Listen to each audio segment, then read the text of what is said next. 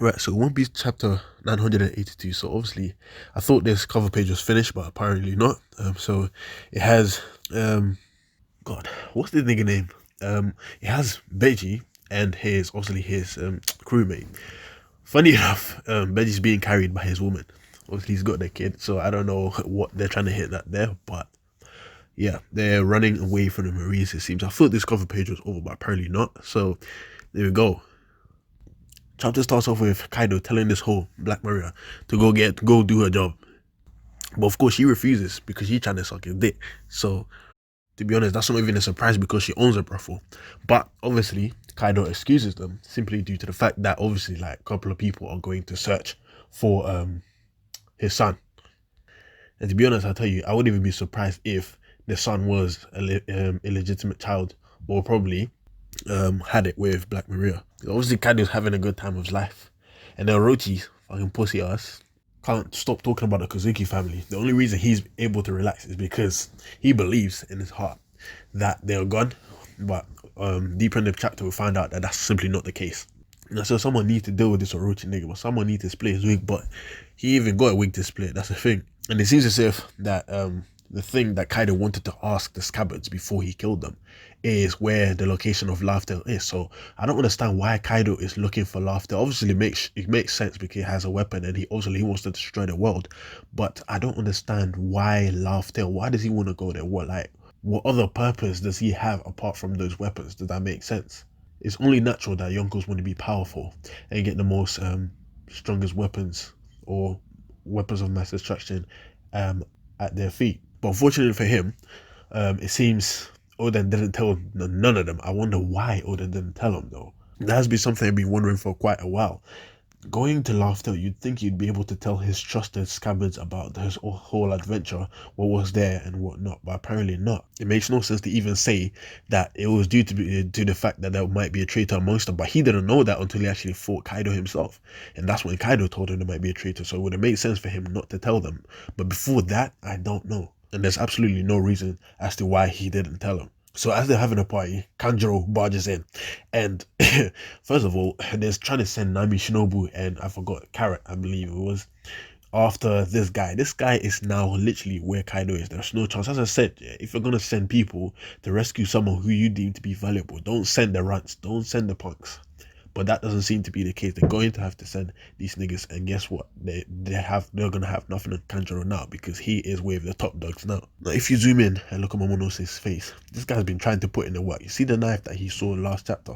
Yeah, it seems as if this guy's actually trying to bust some cheeks, but apparently Kanjuro put this nigga back in his place. Which is quite unfortunate. Kanjuro beating kids, and Kanjuro, someone has to call a child line on this nigga, man. I swear to God. Right, so as he barges in, he explains to them that he's had to bust a couple of cheeks before getting inside there simply due to the fact that also they still see him as an enemy. They don't know that he's a traitor, right? So because of that, he's had to kind of take down a couple of people just so he can get there, which is why he abruptly got in there the way he did. As soon as Kaido sees Momonosuke, his face does a 180. His face completely switched.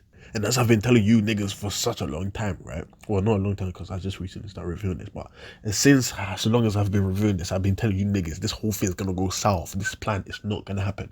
I'm telling you now, since they've not been able to stop Kanjuro for him to get to this point, and obviously he snitched, right? So, bruv, this whole thing is gonna go upside down. Now on page 5, if you zoom in on the panel where Black Maria is considering calling the child line on Kanjuro, you can see near the bottle that they're using or they're drinking from, that there's a little character there. I don't know if that's like a new clan, a new race, or some sort. So if Kanjuro snitch ass, obviously tells them about the whole plan. Obviously they know about Luffy and all the other guys going around fucking about, you know what I'm saying?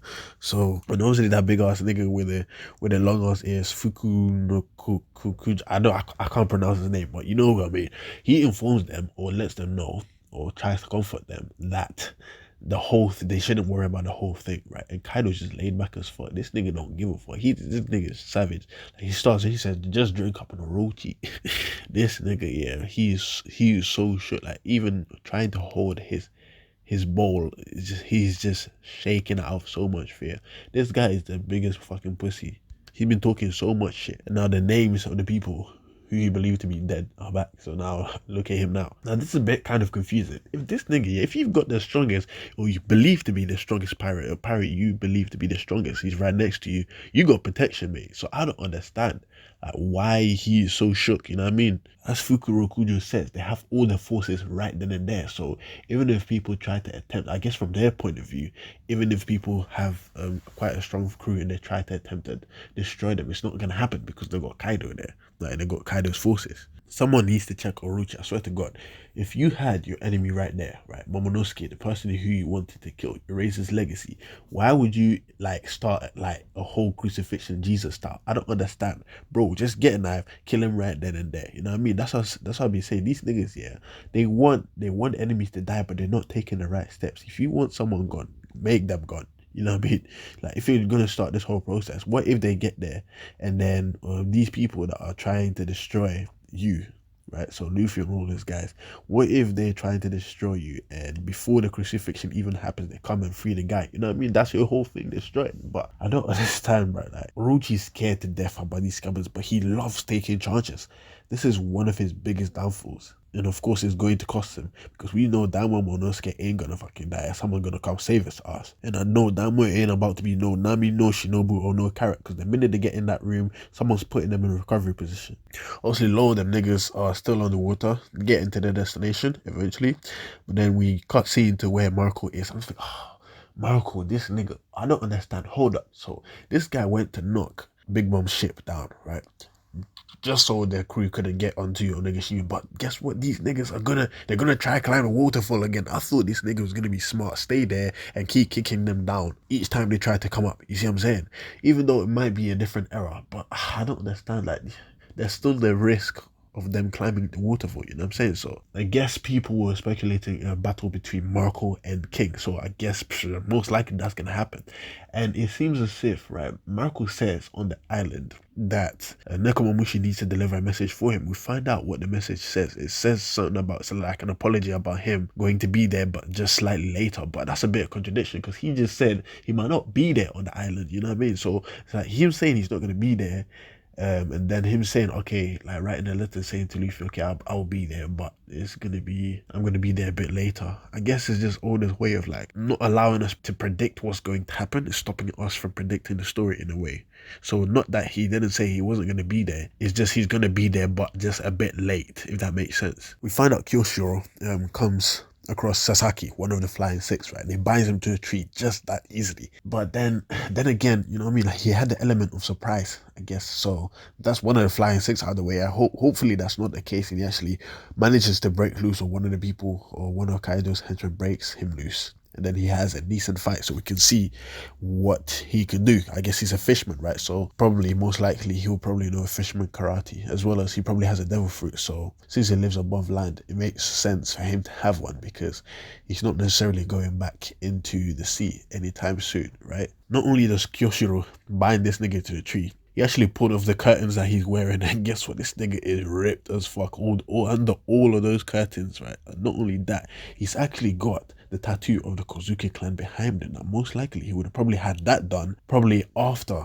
Oden had died, and sometime between the years of him being Kyoshiro, right? We found out as well, Big Mom actually recognized Chopper, right? So we thought he was going to be friendly, or at least I thought there was going to be a friendly encounter, because of obviously the little short-lived history of them at the beach, and obviously, the short-lived history that her and Chopper had. But apparently not. It seems they're chasing her and they're bombing her face, right? They're firing these shells into her face. And Kinemo makes a mistake of thinking that they're leading her into another direction, not knowing damn well these niggas are running away.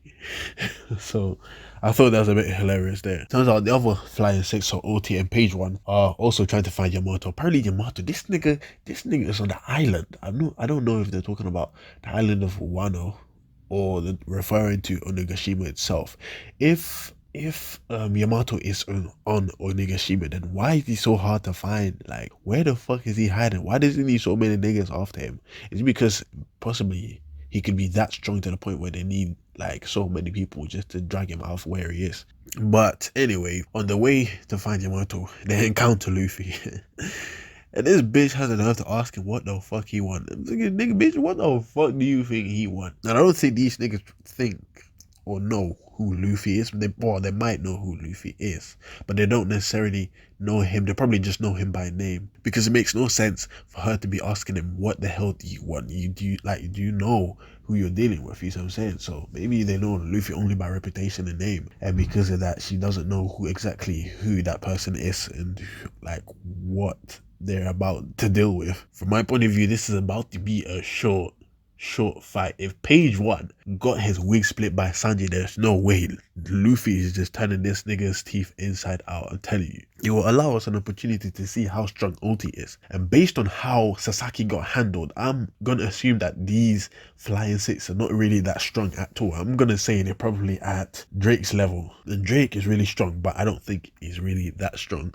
So I think, in my opinion, I probably overestimated the flying six, as well as I think this arc is about to be over in a flash, because this is not going to take long at all based on current events, based on events in this chapter. Characters who we thought were overpowered or quite strong are not exactly who we thought that they were. And think about this, Ulti and Page One are coming from Kaido's mansion, right? So Luffy's pretty much in Kaido's keep, so the fight against Luffy against Kaido and Kid and all those other guys all fighting against Kaido, that's not, we're only probably 5 chapters away from that, possibly.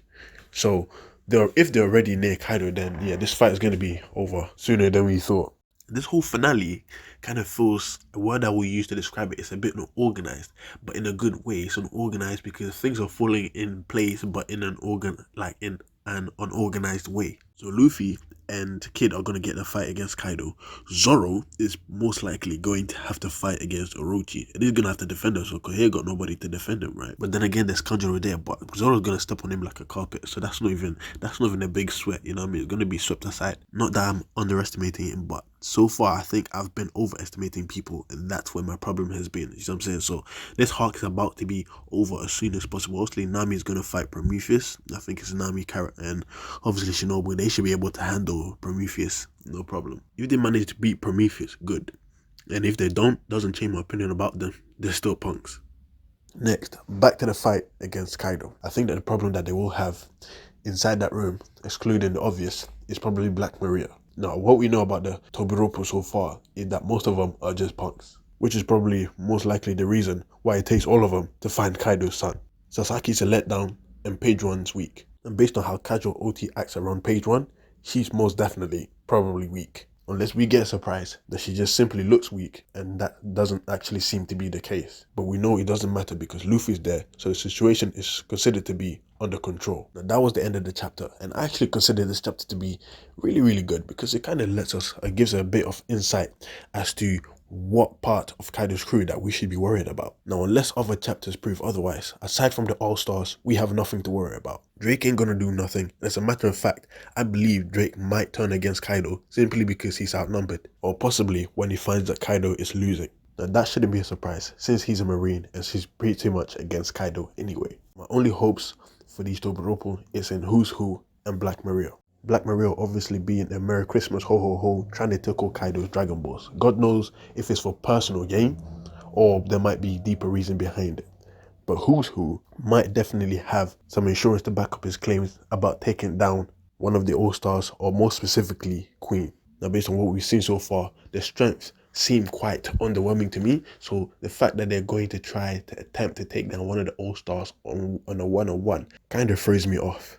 They go with this mouth talking about they're going to take down one of the All-Stars, but have no power to actually back it up. Now again, we haven't seen all of them in action, but Page One is definitely cancelled. But aside from that, yeah, quite a solid chapter to be honest. I believe there are no breaks next chapter, but yeah, I have nothing more to say.